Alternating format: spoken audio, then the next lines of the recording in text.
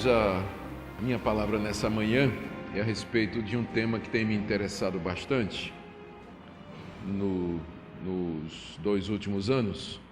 É a respeito dos apóstolos, especialmente os apóstolos brasileiros. Eu tive uma oportunidade de ir para os Estados Unidos o ano passado e passar 6 meses fazendo meu pós-doutorado no seminário de Westminster, onde eu tinha feito já o meu doutorado. E o tema que eu queria pesquisar era exatamente o conceito de apóstolo. E eu não tinha a menor ideia do que estava me esperando. Quando comecei a mexer com o assunto, estudar o assunto, comecei a ler a teologia por detrás do surgimento do moderno movimento apostólico, eu vi que eu estava diante de uma coisa muito maior do que eu tinha imaginado. Descobri que no Brasil tem mais ou cerca de 10 mil pessoas que se chamam de apóstolos. A gente conhece os que são mais visíveis por causa da mídia. Então os nomes deles são mais conhecidos, mas há cerca de 10 mil apóstolos, dezenas de redes apostólicas, ministérios apostólicos que se ligam entre si, e tem toda uma ideologia por detrás. Quando eu me refiro a estas pessoas que usam o título de apóstolo, é bom dizer que, para elas, ser apóstolo não é simplesmente no sentido de missionário, porque esse é um dos sentidos da palavra apóstolo. Literalmente significa alguém que é enviado, e esse termo aparece no Novo Testamento nessa condição, para descrever alguém que é enviado. Não, quando eles usam o termo apóstolo, é no sentido dos 12 e de Paulo. Eles se consideram iguais aos 12 e Paulo, estão no mesmo nível, especialmente do apóstolo Paulo. Então comecei a estudar esse assunto e me interessei, li bastante. O resultado dessa pesquisa é um livro que já está pronto pela editora Fiel e sai semana que vem. Já vai ser lançado um site onde o livro estará à disposição. O título do livro é Apóstolos, a verdade bíblica sobre o apostolado. E eu espero que ele seja bastante útil para ajudar a igreja a entender o que é que está acontecendo. Então eu queria trazer para vocês o cerne da minha pesquisa hoje de manhã, resumir os pontos centrais que nós pesquisamos e espero abrir o apetite de vocês para que vocês queiram ler o que está no livro, né? Que está bem mais documentado, bem mais detalhado do que eu vou apresentar aqui. Primeira coisa que eu percebi quando comecei a pesquisar esse assunto é que o ofício de apóstolo e o título de apóstolo sempre foi cobiçado na história da igreja. Sempre foi. Lá na própria época do Novo Testamento, você já encontra pessoas que queriam ser chamadas de apóstolo. Lá em 2 Coríntios 11:5, 2 Coríntios 11:3 e 2 Coríntios 12:11, 3 vezes na segunda carta aos Coríntios, o apóstolo Paulo menciona pessoas que se passavam por apóstolos ou se apresentavam como apóstolos, mas que na verdade eram ministros de Satanás. E Paulo os chama de falsos apóstolos por 2 motivos. Primeiro, porque a mensagem deles era falsa, estavam ensinando um outro evangelho. E segundo, porque eles estavam usurpando o título de apóstolo. Eles não eram apóstolos, embora se apresentassem como tais. No livro de Apocalipse, capítulo 2, no verso 2, nós lemos a repreensão, aliás, a recomendação que Jesus Cristo fez da igreja de Éfeso, porque ela colocou à prova aqueles que diziam que eram apóstolos e não eram, e foram achados mentirosos. Então, durante o próprio tempo em que os verdadeiros apóstolos viviam, os 12 e o apóstolo Paulo, já aparecia gente querendo ter o mesmo título, a mesma autoridade, o mesmo ofício que eles. E registrado isso aqui nas páginas do Novo Testamento. Os falsos apóstolos, da 2 aos Coríntios, e os que pretendiam ser apóstolos e não eram, na igreja de Éfeso, em Apocalipse capítulo 2, verso 2.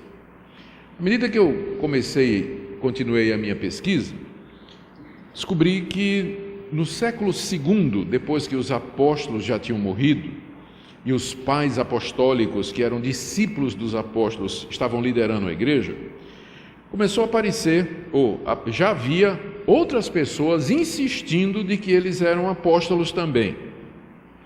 Especialmente dentro daquela seita chamada de gnósticos, que surgiu no século II, tem origem no século I, mas ela surge mesmo no século II depois de Cristo.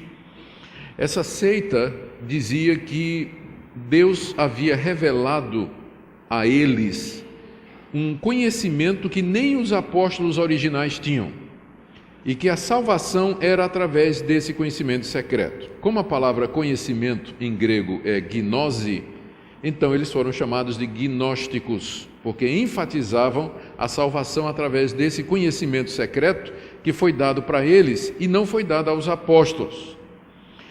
E eu destaco aqui dois dos gnósticos que eram mais conhecidos. O primeiro era Marcião.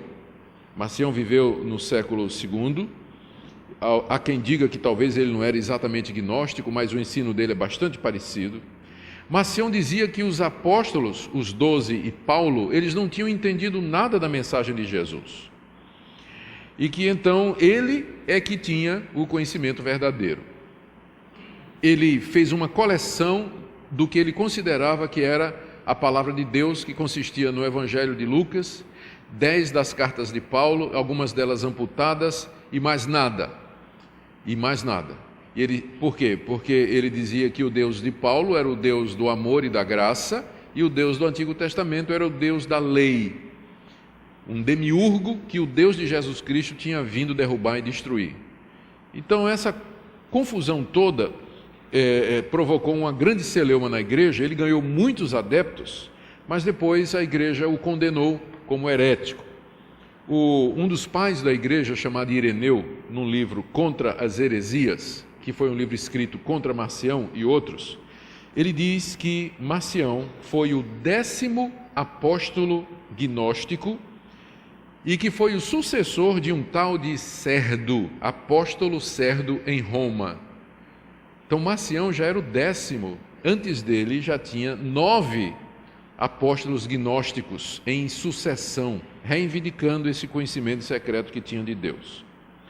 O segundo importante aí, já no século III, é um cidadão chamado Mani, ou Maniqueu, de onde vem o termo maniqueísmo, que é usado para se referir a essa ideia de que o mundo é governado por duas forças iguais, diferentes em orientação, o bem e o mal. O bem e o mal são duas forças iguais, mas iguais em intensidade, mas contrárias em orientação. Deus representa o bem e Satanás representa o mal, estão em constante debate o tempo todo. Essa é uma visão muito dualista. Maniqueu se apresentou como sendo o Paráclitos, aquele que Jesus Cristo tinha dito: eis que envio o Consolador, que em grego é Paráclitos. Aí Maniqueu disse: sou eu. Ele escreveu uma carta intitulada Epístola Fundamentale, onde ele começa a carta dizendo assim: Mani, o apóstolo de Jesus Cristo, aos meus conservos, tal, tal, tal. E escreveu uma carta para um discípulo chamado Marcelo, onde ele se apresenta dizendo: Mani, um apóstolo de Jesus Cristo, ao meu amado filho na fé Marcelo, evidentemente imitando o apóstolo Paulo. Eu citei 2 gnósticos só, mas podia citar outros que diziam que eram apóstolos, que recebiam revelação, exatamente como os 12, e até eram maiores. Em reação a essa reivindicação, essa pretensão de que essas pessoas diziam de que eram apóstolos, os pais da igreja estabeleceram o conceito de sucessão apostólica pelos bispos, tendo o bispo de Roma como tendo sido o primeiro. O argumento era mais ou menos assim: eles chegavam para os gnósticos e diziam: vocês estão dizendo que tem a verdade, que são apóstolos como Paulo, mas a verdade é que os discípulos dos apóstolos somos nós. Nós temos aqui Papias, que foi discípulo de João, nós temos aqui Irineu, nós temos Barnabé, todos eles foram discípulos dos apóstolos e são bispos nas diversas cidades aqui. Então, se você quiser a verdade, você não vai procurar no apóstolo gnóstico, mas vai procurar naqueles bispos que foram discípulos dos apóstolos. E aí, para combater a pretensão dos apóstolos gnósticos, eles estabeleceram o seguinte, que os bispos são os sucessores dos apóstolos e que o bispo de Roma, porque foi lá que Pedro trabalhou e morreu, esse era o bispo mais importante. Então, na época, isso parecia a coisa certa para se fazer. Inácio, Clemente de Roma, Ireneu de Leão, Tertuliano, Eusébio de Cesareia, esses grandes nomes do período da patrística, eles todos olhavam o período apostólico como encerrado. Eles diziam, não tem mais apóstolos, os apóstolos acabaram com os 12. Paulo, os bispos que vieram é que são os mantenedores, os preservadores da tradição e da verdade. Isso parecia ser uma coisa boa, mas o que é que aconteceu? O bispo começou lentamente a se elevar acima do presbítero, o bispo de Roma se elevar acima dos bispos, e aí o que é que aconteceu? Surgiu o papado, né? Surgiu o papa. O bispo de Roma se proclamou o pai da cristandade. Então, no começo parecia ser uma coisa boa dizer que a verdade estava pela sucessão dos bispos, porque eles estavam combatendo os apóstolos gnósticos. Só que no fim foi um tiro no pé, porque o bispo de Roma achou bom e disse, eu sou o sucessor de Pedro, né? Eu sou realmente o pai da cristandade. Isso deu um racha em 1054, quando o bispo de Roma se declarou o pai da cristandade, porque os patriarcas de Constantinopla, da igreja em Constantinopla, na igreja oriental, eles não aceitaram essa reivindicação. E teve o grande primeiro racha na igreja, que dividiu entre a igreja ocidental, com capital em Roma, com o Papa, e a igreja oriental, com sede em Constantinopla, com os patriarcas sírios, dizendo, nós é que somos os verdadeiros sucessores dos apóstolos. Qual é o erro desse pessoal? Qual foi o problema? O que deveria ter sido dito é que não há sucessão apostólica, mas a verdade dos apóstolos está preservada naquilo que eles escreveram. Os escritos apostólicos substituem a presença apostólica. A sucessão e a preservação da verdade não está ligada a uma pessoa num determinado lugar em sucessão histórica, mas está preservada nos escritos deles, Mas, infelizmente, a estratégia adotada foi outra e o resultado foi esse aí. Na Reforma Protestante, Lutero, Calvino, Zwinglio, todos eles perceberam esse erro aí. E por isso que eles disseram, qual foi o lema da Reforma? Sola Scriptura. Somente a Escritura. Nós rejeitamos o magistério católico, o conceito de sucessão pelos bispos. Isso aí é perigoso, porque faz com que a Bíblia esteja debaixo da autoridade da igreja. Na verdade, a Bíblia está acima da igreja, e ela é que é a palavra final, a palavra última, e não aquilo que o bispo de Roma, o Papa, vai dizer. Então, os reformadores acabaram com essa ideia, pelo menos entre eles, não é? Rejeitaram esse conceito de sucessão apostólica e reafirmaram a Escritura Sagrada como sendo a única regra de fé e de prática. Nem todas as igrejas reformadas da época, elas seguiram nessa direção e preferiram uma situação ou uma posição que fosse mais equilibrada, como, por exemplo, os episcopais ou a igreja anglicana, a igreja da Inglaterra, que ainda continuou com a ideia de bispos. Os luteranos, que vieram de Lutero, também têm bispos, mas eles não reivindicam que são sucessores dos apóstolos.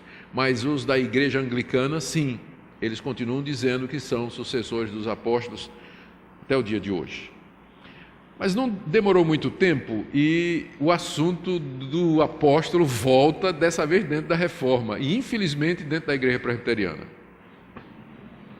Eu tenho que dizer a verdade, né? Então, no século XIX, portanto 2 séculos atrás, decorridos 3 séculos depois da Reforma, quando parecia que esse assunto estava resolvido, um brilhante e jovem pastor presbiteriano chamado Edward Irving começou um ministério fabuloso e promissor na Inglaterra. Ele era escocês, mas foi chamado para ser pregador na Inglaterra.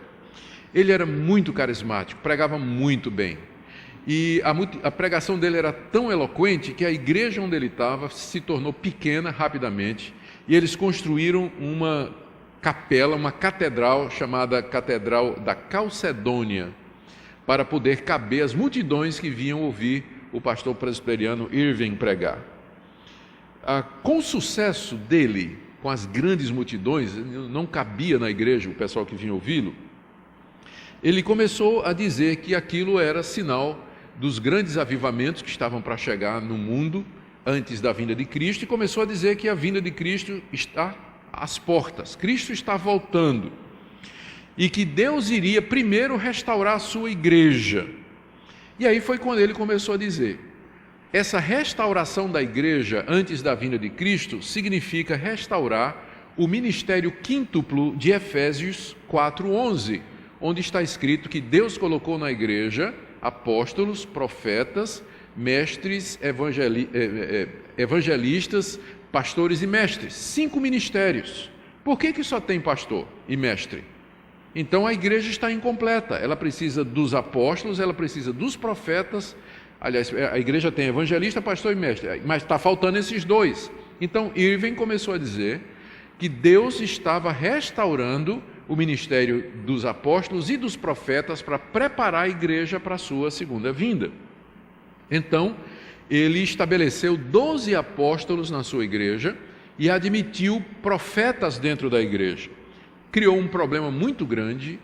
O presbitério da Inglaterra o tirou da igreja, ele saiu e formou a igreja Irvingita, que chegou no Brasil com o nome Igreja Nova Apostólica. Então, no Brasil, você já deve ter ouvido falar da Igreja Nova Apostólica. Ela tem mais de 1 milhão de membros, tem apóstolos que se dizem sucessores do Irving e que dizem que é uma restauração que Deus começou a fazer do ofício de apóstolo, que se perdeu durante o tempo, mas que Deus está restaurando. Os 12 apóstolos expulsaram o Irving da igreja, porque onde tem apóstolo, o pastor não canta de galo, né? Então, botaram o Irving para correr e ele morreu antes dos 40 anos, doente. Ele acreditava em dom de línguas, ele acreditava em profecia, ele acreditava em sinais e prodígios e curas, e morreu tuberculoso aos 35 anos de idade. Ele é considerado o precursor do movimento pentecostal, porque isso aqui foi 200 anos antes do movimento pentecostal começar. E então, dentro da igreja presbiteriana, já tinha que começa, as primeiras ideias pentecostais, antes da Rua Azusa, em 1902, em Los Angeles, que marca o início do movimento pentecostal. Você já tinha um pentecostal dentro da igreja presbiteriana com essas ideias, inclusive de apóstolos e profetas. Mas já que eu falei do movimento pentecostal, foi o pentecostalismo que realmente trouxe de volta essa ideia de que nós precisamos de apóstolos hoje. O ponto central do pentecostalismo é que Deus é a restauração de todos os dons do Novo Testamento.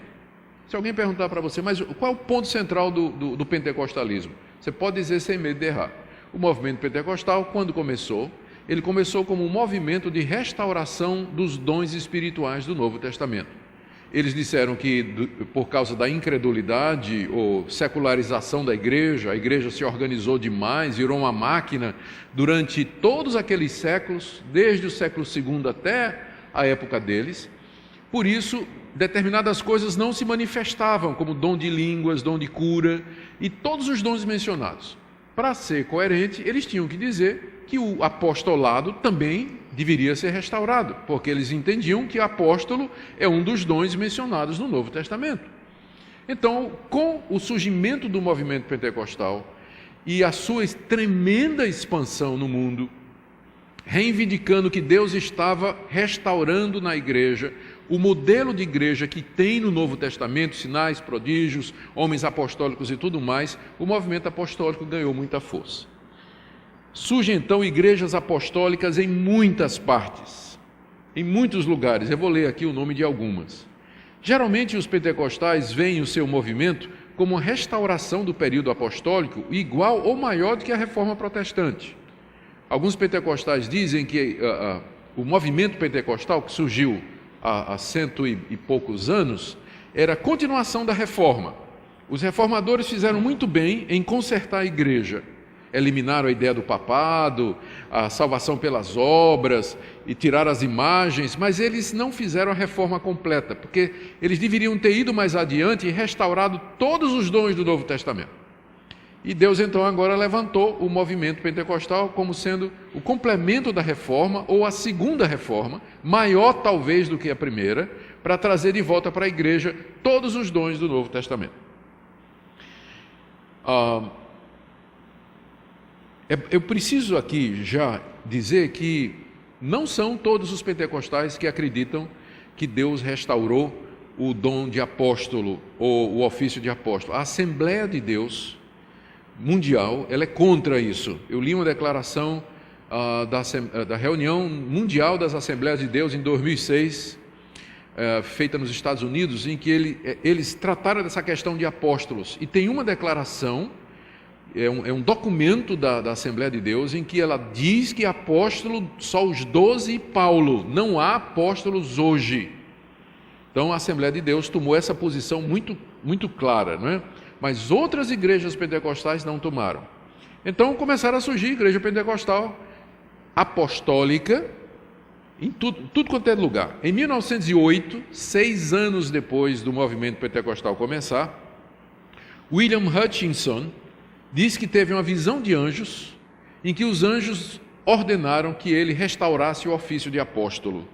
Ele então cria a Igreja da Fé Apostólica em 1908 na Inglaterra. Nesse mesmo ano, surge a Igreja Apostólica Zion, na África do Sul, fundada por missionários ingleses, pentecostais, influenciados por esse movimento. Em 1932, no Zimbábue, que é um país africano, é fundada a Igreja Apostólica Africana por um africano chamado John Maranki, que foi evangelizado por pentecostais ingleses, que diz que ouviu uma voz dizendo: "Tu és João Batista. Então, vai e funda a minha igreja." E ele vai e funda uma igreja apostólica. Em 1916, na Inglaterra, Daniel Williams funda a Igreja Apostólica. 1926, no México, Eusébio Gonzalez tem uma visão em que Jesus manda que ele restaurasse a igreja primitiva. E aí ele cria a Igreja La Luz del Mundo e se torna o primeiro apóstolo dessa igreja. A Igreja Apostólica de Cristo, fundada em 1940 na Nigéria, por Joseph Babalola, que deu origem a muitas igrejas apostólicas na África. A África está sim de apóstolos. Eu tenho um amigo que eu conheci quando fiz meu doutorado na década de 90 nos Estados Unidos. Ele se tornou meu amigo, presbiteriano, na época, né? Ele era um presbiteriano muito comprometido com a igreja, um homem de Deus. Trabalhamos juntos lá nos Estados Unidos. Quando eu voltei para estudar esse assunto ano passado, eu o encontrei. E conversando com ele, ele sempre teve uma relação muito boa com Uganda. Como ele se tornou rico, trabalhando nos Estados Unidos, ele dava boa parte do dinheiro dele para missões em Uganda, e viajava para Uganda todo ano. Ano passado, quando encontrei o Steve: "Tudo bem, Steve? Tudo bem." Ele disse: "Como é que você vai?" E tal. Começamos a falar. Ele disse: "Agora eu sou apóstolo. Eu fui lá na igreja da Uganda, uma apóstola me ungiu, colocou as mãos sobre mim, veio com uma espada, botou de um lado no ombro, botou no outro e declarou como apóstolo: "Eu agora sou apóstolo da igreja ugandense." Eu quase que caio de costa, porque eu disse a ele: "Rapaz, eu vim estudar esse assunto, você é um caso vivo, né? Posso usar seu exemplo?" Tal. Eu cito o caso dele na abertura do meu trabalho. Então, tem muita igreja de apóstolos na África, que foi resultado do movimento pentecostal e da evangelização da África por missionários pentecostais ingleses que levaram essa ideia para lá. Mas o que deu um impacto muito grande, uma força muito grande ao movimento de apóstolos foi o neopentecostalismo. O neopentecostalismo é considerado a terceira onda do Espírito. A primeira onda foi o movimento pentecostal, com ênfase no batismo com o Espírito Santo e línguas e profecia, curas e prodígios. A segunda onda do Espírito é considerado o movimento, isso foi em 1902. A segunda onda do Espírito é considerado o movimento carismático na década de 60, que enfatizava a santificação, batismo com o Espírito Santo, mas sem tanta ênfase nas línguas, e que penetrou nas igrejas tradicionais, dividindo essas igrejas e causando muita confusão. E a terceira onda do Espírito é chamado o movimento neopentecostal, que surge na década de 90, com ênfase na teologia da prosperidade. São igrejas como a Igreja Universal, Edir Macedo, essas são consideradas igrejas neopentecostais ou da terceira onda do Espírito Santo. Curas e prodígios, libertação espiritual, batalha espiritual. Já não tem tanto línguas, já não fala nem línguas e batismo com o Espírito Santo. Isso se tornou uma coisa secundária. O foco é teologia da prosperidade, curas e batalha espiritual. Então, foi na terceira onda, chamada de movimento neopentecostal, que o movimento apostólico encontrou a sua maior divulgação. É dentro desse movimento que nós vamos encontrar a chamada Nova Reforma Apostólica. Esse é o nome que foi dado a um movimento. Já havia apóstolos espalhados, mas agora começou a haver uma organização e pessoas inteligentes, teólogos preparados dentro dessa linha, começaram a formular as ideias e trazer uma sustentação teológica e bíblica para dizer que Deus está restaurando os apóstolos no mundo hoje, preparando o mundo para a segunda vinda de Cristo. Então, o nome desse movimento é Nova Reforma Apostólica. E eles têm algumas posições, e ele cresce no mundo todo e no Brasil. Algumas das afirmações desse movimento.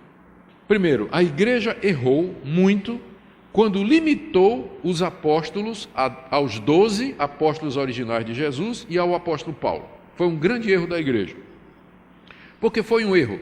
Porque eles entregaram a igreja nas mãos de presbíteros e bispos para conduzir a igreja. Presbíteros e bispos não têm a autoridade que tem um apóstolo. O resultado foi que no século II a igreja já começou a se dividir, ter heresias entre as imagens, começa a entrar todas aquelas doutrinas erradas que vai dar na igreja católica. Por quê? Porque não acreditavam que Deus continuou com os apóstolos. Apóstolos só os 12 e Paulo. Então foi um grande erro da igreja. Terceira coisa que eles dizem é que a reforma protestante ela foi parcial, porque os reformadores como Martinho Lutero, Calvino, Zwinglio e tantos outros, eles não perceberam que era preciso trazer os apóstolos de volta para governar a igreja. E aí eles esqueceram um ponto fundamental. Mas agora, Deus está dando uma nova reforma, que é maior do que a reforma protestante, maior do que a reforma pentecostal, porque os pentecostais erraram, especialmente a Assembleia de Deus, em não ter percebido a necessidade de apóstolo. E Deus está preparando a igreja para a grande colheita. Deus está restaurando o governo apostólico teocrático, porque esse é o governo que Deus sempre quis para a igreja, que ela fosse governada por apóstolos que tivessem comunhão direta com Deus, através dos quais Deus governaria a igreja e levaria a igreja à vitória e à conquista. Aí a gente pergunta, mas são 2000 anos de história da igreja. Por que a igreja não viu isso antes? Só vocês estão vendo. É porque tem um espírito maligno chamado espírito de religião que vem cegando a igreja durante 2000 anos e impedindo a igreja de ver a verdade. Mas a verdade é essa, que Deus está restaurando o modelo apostólico de governo, porque senão a igreja não pode enfrentar e vencer o governo do anticristo. O anticristo tem um governo, o anticristo tem um sistema estruturado, Satanás tem toda uma organização. Você só pode combater um governo e um sistema com outro governo e outro sistema. mas a igreja está enfraquecida porque está na mão de pastores, presbíteros, diáconos. Essas pessoas não têm autoridade como um apóstolo. Então nós precisamos dos generais, que eles venham e tomem lugar na igreja, para que a igreja possa enfrentar as hostes das trevas. Eu estou vendo gente fazendo assim. Gente, eu não concordo com isso não, tá? Eu estou só dizendo o que é que esse pessoal pensa, mas eu não estou concordando com isso não, porque tem gente fazendo assim. Não.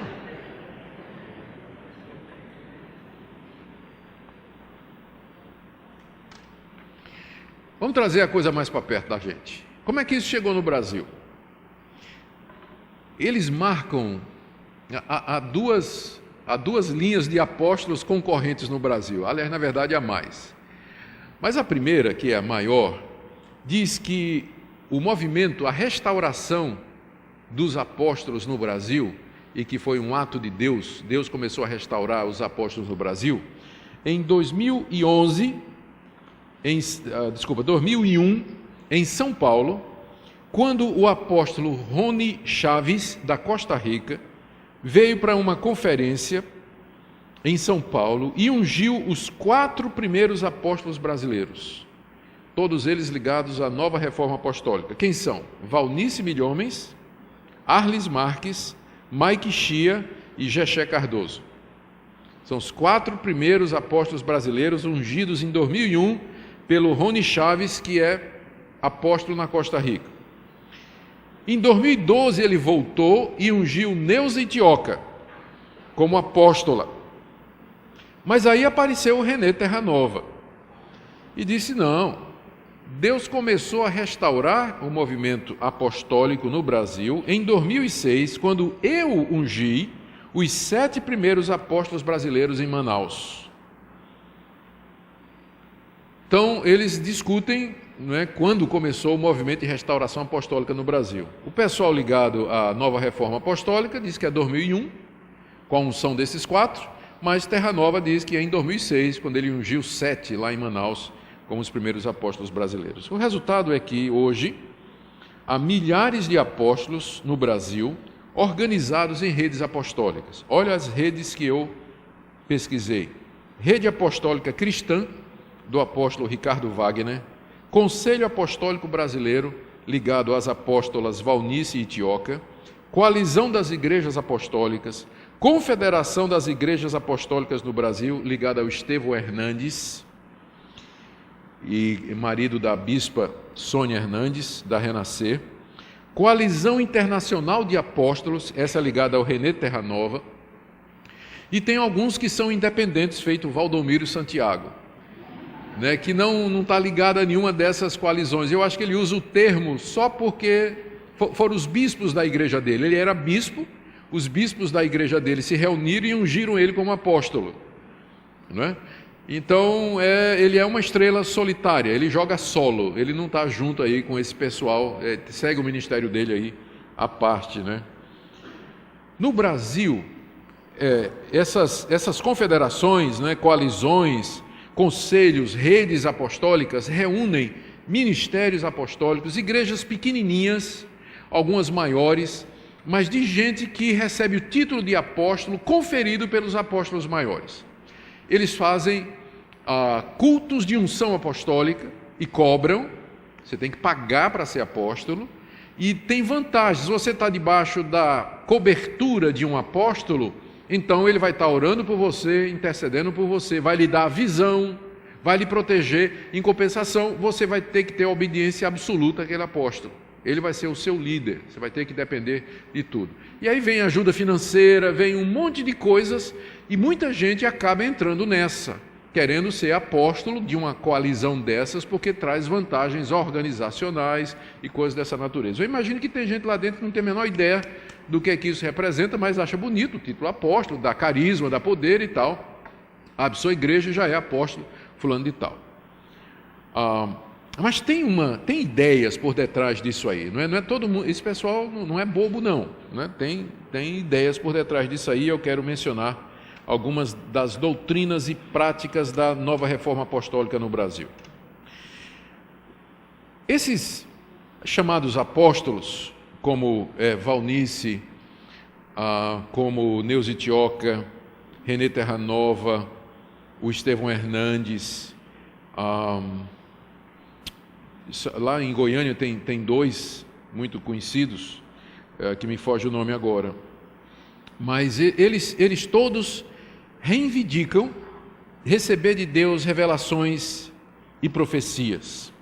Quando eu comecei a estudar a biografia dos apóstolos mais importantes nos Estados Unidos e aqui, quase todos eles dizem que tiveram uma visão em que Deus o chamou para ser apóstolo, um anjo apareceu dizendo que ele era apóstolo, ouviu uma voz do céu dizendo que era para ele ser apóstolo, ou alguém profetizou que ele tinha que ser apóstolo, Deus falando através de uma profetisa, dizendo: eu te chamei, te levantei para ser um apóstolo. Especialmente o Renê Terranova, no livro dele Geração Apostólica, ele diz como Cindy Jacobs e outras profetisas profetizaram durante anos que Deus estava levantando ele para ser apóstolo e pai de muitos apóstolos no Brasil. Por isso que ele adotou o nome de Pai Apóstolo, porque ele é o pai de muitos apóstolos no Brasil. Recentemente eu vi a cerimônia em que ele foi nomeado como patriarca, como patriarca, e alguém me disse que agora parece que ia ter uma cerimônia para coroá-lo rei. Alguém falou, mas eu preciso investigar se isso é verdade, que corre muita coisa aí, na internet, a gente precisa saber disso aí. Mas esses apóstolos, eles reivindicam que recebem revelações diretas da parte de Deus, e Deus dá a visão para eles, e eles liberam palavras proféticas sobre o Brasil. Se você entrar no site, por exemplo, da Confederação Apostólica Brasileira, você vai ver lá a liberação de palavra profética no Brasil, que Deus liberando a prosperidade no Brasil. 2014 vai ser o ano da prosperidade, o ano que você vai comprar o carro novo, que você vai pagar todas as suas dívidas, que os seus parentes vão se converter, que você vai achar aquele marido que você está procurando. Então, decretando bênção sobre o Brasil. Eles fazem isso direto, Fazem isso direto.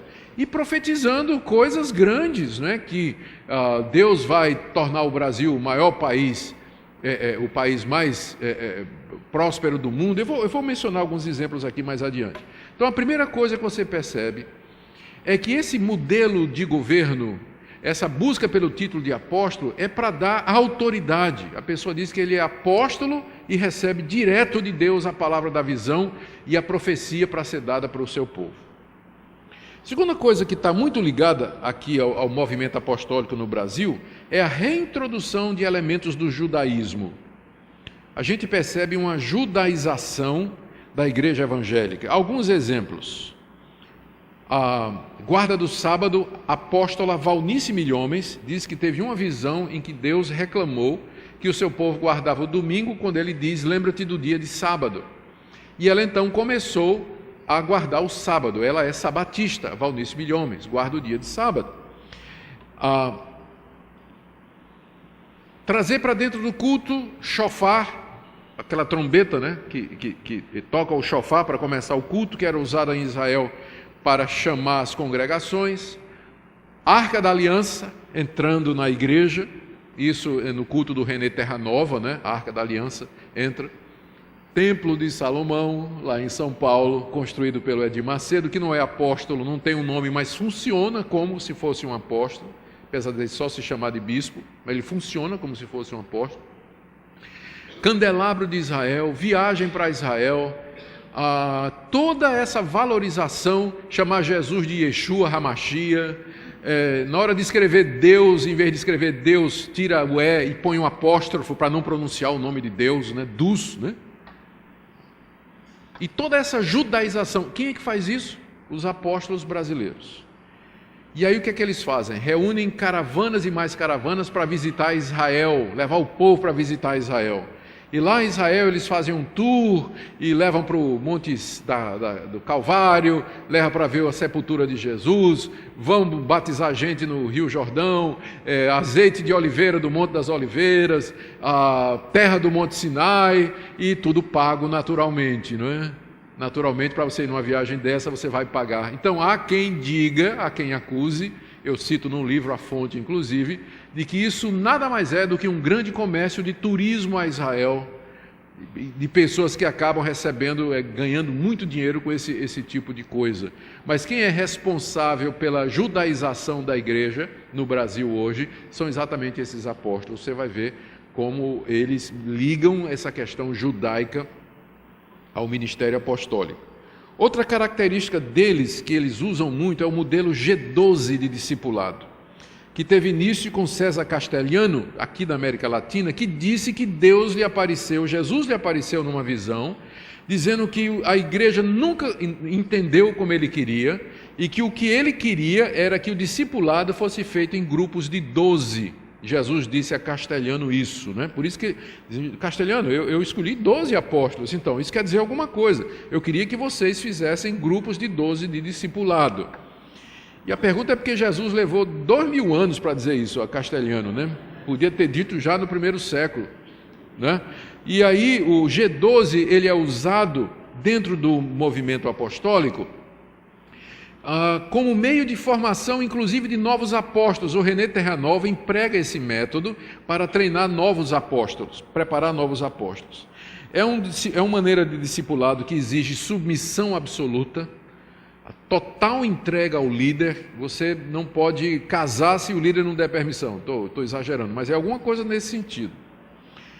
Outra característica que eu percebi é a quantidade de falsas profecias. No livro de Deuteronômio está dizendo que o profeta se conhece por duas coisas. Deuteronômio 13 e Deuteronômio 18. Moisés diz: se alguém profetizar e não se cumprir, então esse é falso profeta, tem que ser apedrejado. E na outra passagem Moisés disse assim: se alguém profetizar e acontecer, e aí o profeta disser, vamos adorar outros deuses, é falso profeta, tem que ser apedrejado. Então, os dois testes do profeta ele tinha que dizer a verdade, ou ele tinha que ser ortodoxo, a doutrina dele tinha que ser a doutrina correta, e a profecia dele tinha que acontecer como ele disse. Eram os dois testes do profeta. Se a gente fosse aplicar esse teste hoje, a rigor, ia ter muito apedrejamento. Alguns exemplos. Valnice Milhomens, está na internet, profetizou o retorno de Cristo em 2007. Então passou 2007 e Cristo não voltou. René Terranova profetizou que 2011 seria o ano aceitável do Senhor, em que os crentes viriam todas as suas dívidas pagas, que todos os membros da sua casa que não eram convertidos haveriam de se converter, que você teria grande prosperidade, que os crentes iriam construir escolas, hospitais, colégios. O ano de 2011 passou e nada disso aconteceu. Profetisas como Cindy Jacobs profetizaram que em 2011 o PIB do Brasil seria 6 vezes maior que dos Estados Unidos, que o Brasil, pena que é uma falsa profetisa, né? Que o Brasil enviaria mais missionários do que todo o resto do mundo, que o Brasil iria prosperar financeiramente, a dívida externa e interna do Brasil seria quitada. Nada disso aconteceu. Aí Neuza e Tioca, esse ano, aliás, ano passado, eu estava escrevendo a tese, né, a pesquisa de pós-doutorado, e eu vi no site dela, ela defendendo a Cindy Jacobs, dizendo o seguinte: não aconteceu por quê? Porque as profecias são condicionais. Né? Deus profetizou, através de Cindy Jacobs, de que o Brasil iria resolver todos os seus problemas financeiros. Mas o que é que nós fizemos com essa profecia? Nós não acreditamos, nós não trabalhamos, nós não produzimos. O resultado não se cumpriu, mas não por culpa de Deus, por culpa nossa. Deus agora está dando uma outra chance, ela diz isso mesmo, Deus está dando agora uma outra chance à nação brasileira para que essas profecias se cumpram. Então é muito fácil, né? Ser profeta, você profetiza, não cumpre e a culpa é do outro, né? Que não lutou, não... Agora eu pergunto, se a gente fosse aplicar esse critério de profecia às profecias bíblicas, se a palavra de Deus fosse condicional à obediência humana, Jesus não tinha nascido, não tinha morrido pelos nossos pecados, nada do que Deus tinha prometido haveria de acontecer, porque atirar pelo exemplo de Israel no Egito, Israel no deserto, que quebrou desobedeceu, quebrou toda a lei, desobedeceu tudo que Deus tinha dito, nós jamais teríamos herdado promessa nenhuma, nem seríamos herdeiros espirituais de Israel como o povo de Deus, porque a nação de Israel constantemente quebrava, desobedecia e não fazia o que Deus dizia. E Deus continuava dizendo: eu vou trazer o Messias, vou fazer uma nova aliança, vou fazer tudo isso. E apesar da desobediência e da incredulidade daquele povo, Deus mandou o seu filho que veio nos salvar. Agora imagine se Deus dissesse: eu vou mandar meu filho, é uma profecia, ele virá, mas isso vai depender se vocês tiverem fé, vai depender se vocês acreditarem. Então Jesus nunca teria vindo. Manipulação da Bíblia.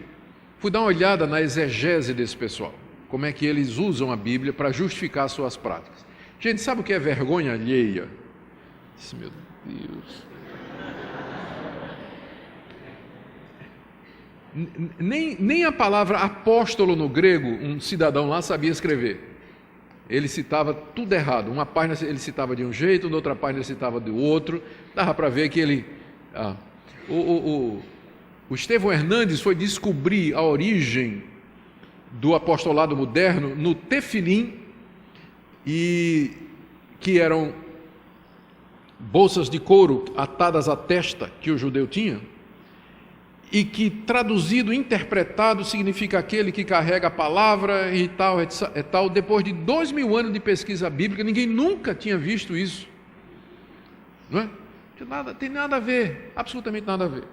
Então você vê que falta consistência bíblica, exegese, há pouca Bíblia, nenhuma Bíblia às vezes, na reivindicação destas coisas. Todos eles pregam a teologia da prosperidade. Todos estes apóstolos são adeptos da teologia da prosperidade, que você tem que fazer sacrifício, que você tem que dar, que você tem que...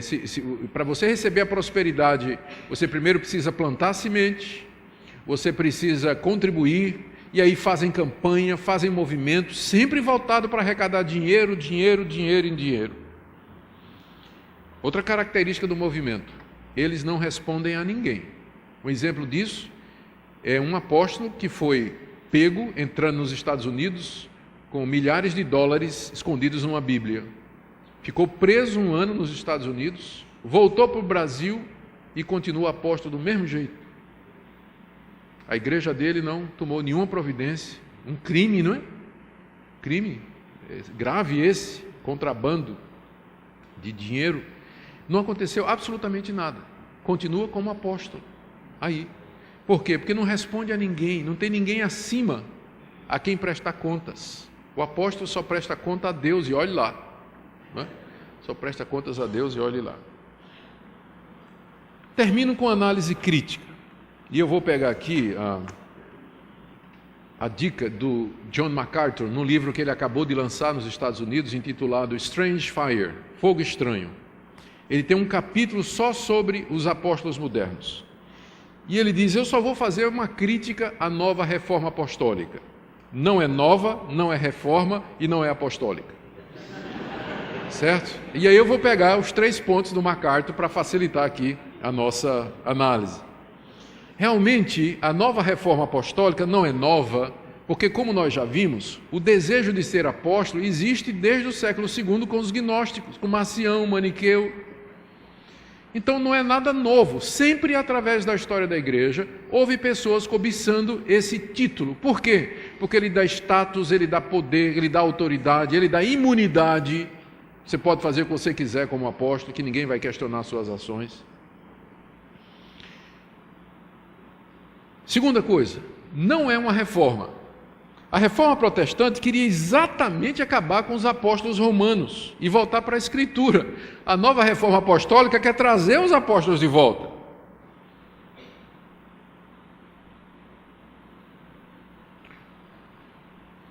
Peter Wagner diz que é Satanás quem levou os cristãos a concluir que o Espírito Santo não estava mais levantando apóstolos na igreja durante todos aqueles séculos. Wagner diz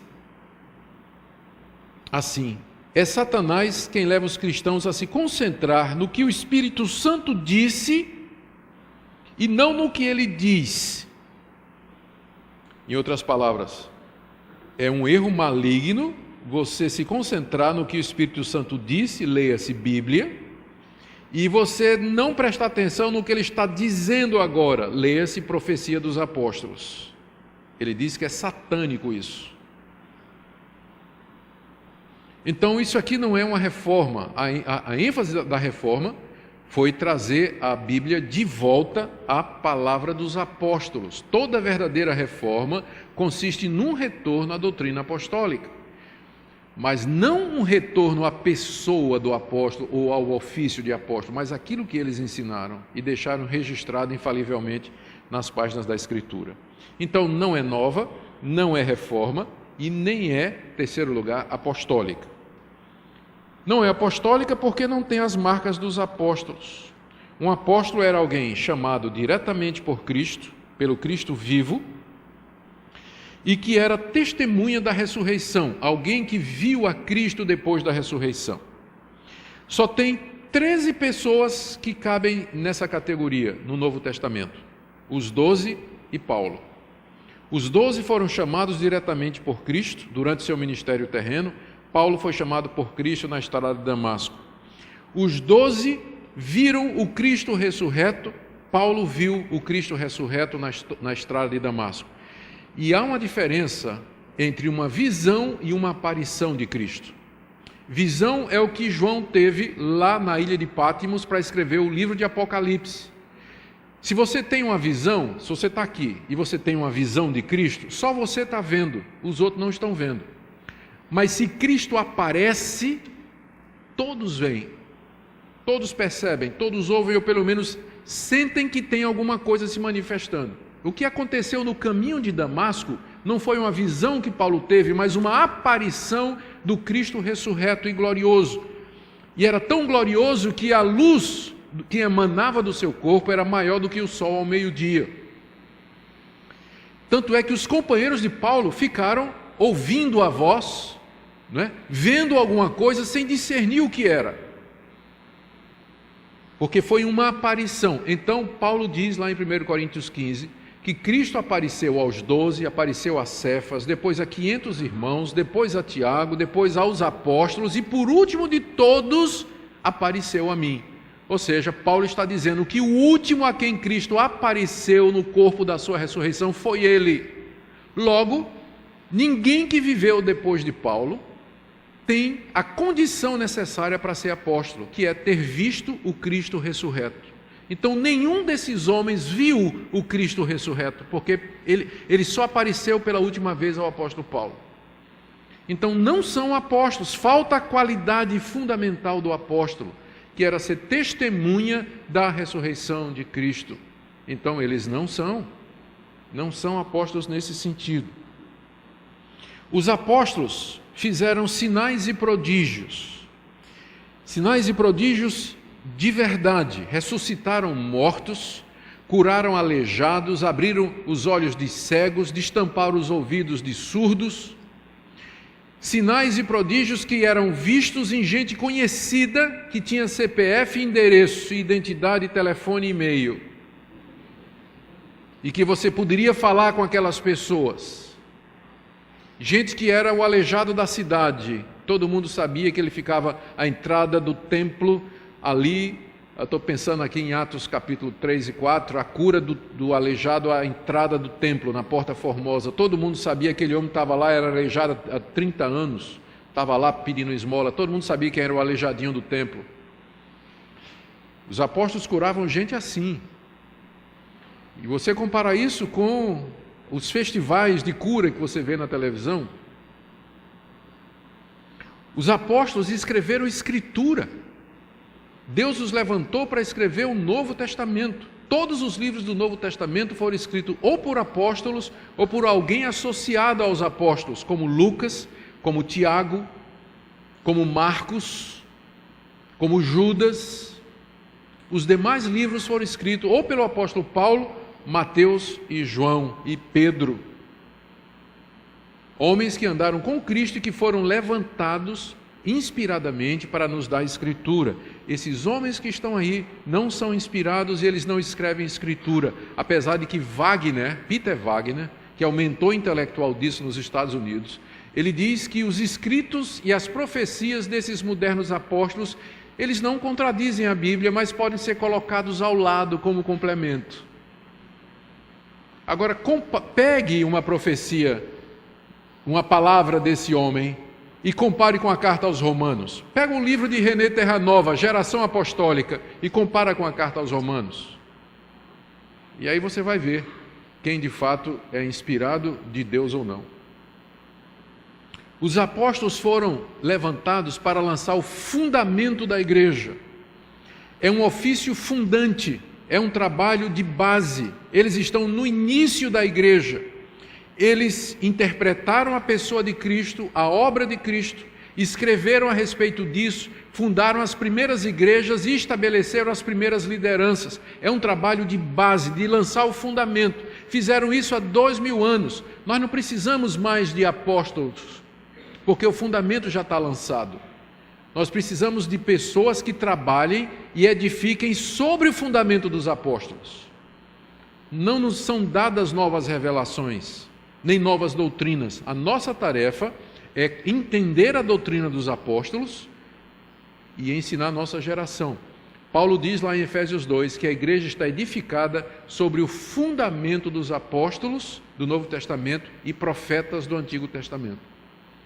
Esses grupos não existem mais, porque eles estão na base da igreja. Lá no livro de Apocalipse, João tem uma visão, e ele vê a cidade santa, Nova Jerusalém. E a cidade tem 12 fundamentos, e em cada fundamento está escrito o nome de um dos 12 apóstolos do Cordeiro. O número 12 tinha uma razão, porque é o equivalente aos 12 patriarcas da igreja do Antigo Testamento, por isso o número é limitado. Paulo é um 13º que nunca quis ser igual aos 12, ele mesmo diz que é o menor de todos, e ele fala dos 12 como sendo um número completo. Ele é um apóstolo extraordinário que Deus levantou para anunciar o Evangelho aos gentios. Mas 12 tinham um propósito, porque é o equivalente aos 12 patriarcas da igreja do Antigo Testamento. A igreja está completa, 12 patriarcas, 12 tribos no Antigo Testamento, 12 apóstolos no Novo, está fechado. Paulo é a única exceção. O sofrimento era a marca dos apóstolos. Se você ler 1 Coríntios, especialmente, capítulo 4, segunda carta de Paulo aos Coríntios, especialmente lá, Paulo dá pelo menos 3 relatos dos sofrimentos que ele passa por conta do Evangelho. Pegue a lista de sofrimentos de Paulo, que ele considera como marca do verdadeiro apóstolo, é o sofrimento por Cristo, e compare com o sofrimento desses apóstolos atuais. Vejam como eles sofrem. Vejam como eles sofrem. E compare com o sofrimento de Paulo, que diz que o sofrimento é marca do apostolado. Marca do apostolado. Não é nova, não é reforma e muito menos apostólica. O último ponto aqui que eu quero mencionar é que a grande resposta a essa questão é a gente analisar o Novo Testamento e perguntar quem os apóstolos deixaram como sucessores. Os apóstolos sabiam que iam morrer. Jesus disse para eles: ide por todo o mundo, pregai o Evangelho a toda criatura. Eles sabiam que durante o tempo de vida deles, essa missão não seria possível de fazer. Então, obviamente, eles estavam pensando em estabelecer pessoas que continuassem a obra deles. Quem eles estabeleceram à medida que foram morrendo? Quando Tiago morreu, lá em Jerusalém, decapitado por Herodes, Tiago, irmão de João, um dos primeiros apóstolos, ele não foi substituído. Ele não foi. Depois que os apóstolos foram morrendo, eles não foram sendo substituídos. Quem então ficou encarregado de levar adiante a obra apostólica? Quando você lê o livro de Atos, a resposta é clara. Onde Paulo chegava, ele estabelecia uma igreja e fazia eleição de presbíteros. Presbíteros.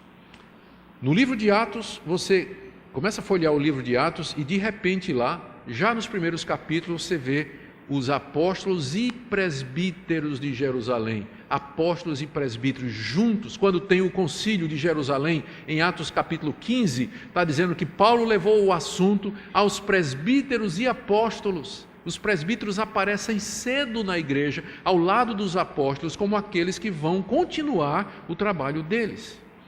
E os presbíteros, eles são presbíteros que ensinam, que são os pastores, e os presbíteros que governam, que estão ocupados com a administração da igreja. Isso vai variar. Hoje em dia, não é isso? A igreja evangélica adaptou a diversos sistemas de governo. Tem o sistema batista, congregacional, presbiteriano, mas basicamente o que nós podemos dizer é que o presbítero é o sucessor, qual seja o nome que ele tenha, dependendo da tradição religiosa, né? Da tradição eclesiástica. Mas os apóstolos escolheram homens de entre a igreja. E a esses homens não foi dado ordem de lançar fundamento, criar nova doutrina e escrever Bíblia, mas eles tinham que preservar o ensino apostólico, pregar o evangelho, batizar os discípulos, trazê-los para a igreja e evangelizar o mundo. Então é assim que Deus manteve a sua igreja e mantém até o dia de hoje. Não houve erro nenhum. O erro é tentar trazer de volta aquilo que Deus estabeleceu para um período da história. Os apóstolos eram um homem da transição da antiga aliança para a nova, do Antigo Testamento para o Novo. Foram pessoas levantadas para lançar o fundamento da igreja cristã. Nós não precisamos de apóstolos hoje, porque os apóstolos verdadeiros, eles nos falam hoje. Nós ouvimos a voz de Paulo, de Pedro, de João. É só ler a Bíblia e você vai ter os apóstolos ali. Nesse sentido, a igreja é apostólica, porque ela está edificada sobre o fundamento dos apóstolos. É uma pena, mas nós não temos nenhum outro veredito a não ser esse, de que se trata de uma grande usurpação, a busca indevida de um título que não pertence mais. A última coisa que eu vou dizer, e meu tempo já está terminando, é que às vezes se apela para Efésios 4:11, os 5 ministérios, e 1 Coríntios 12:28, Deus colocou primeiro apóstolos, depois profetas, depois mestres, depois dons disso, como esses versículos são citados e interpretados como dizendo que apóstolo era um dom, juntamente com aqueles outros que Deus pretendeu que continuasse para a igreja. Se apóstolo está na lista de Efésios 4:11, por que não continua? Só continua profetas e só continua pastores, mestres e evangelistas? A resposta é, e eu ofereço os detalhes da exegese no livro, se você fizer uma análise, apóstolo não é um dom, é a descrição de uma função, de um ofício. O apóstolo tinha muitos dons. Ele era mestre, ele era profeta, ele falava em línguas, ele tinha dons de curar, mas apóstolo não é um dom, é a descrição de uma função e de um ofício. Por isso que é dito, Deus colocou na igreja primeiro, porque eles estão no topo da hierarquia eclesiástica estabelecida por Deus, porque vieram primeiro e lançaram o fundamento da igreja. Mas não é um dom que a pessoa tem, não tem esse dom de apóstolo.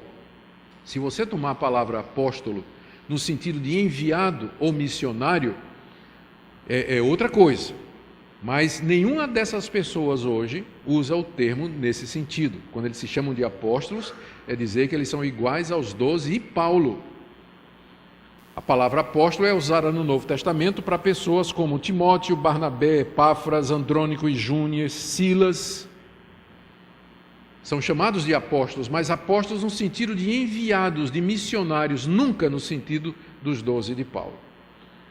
Conclusão, então, nós temos que rejeitar plenamente esse movimento, rejeitar com vigor. É uma usurpação, é um modelo errado de governo, não é saudável para a igreja, e nós veremos aí os resultados desastrosos disso. O que nós precisamos é de uma liderança sadia, pastores, mestres, que são presbíteros, que governem a igreja, que deem exemplo, que conduza o trabalho e que continue aquilo que os apóstolos já fizeram.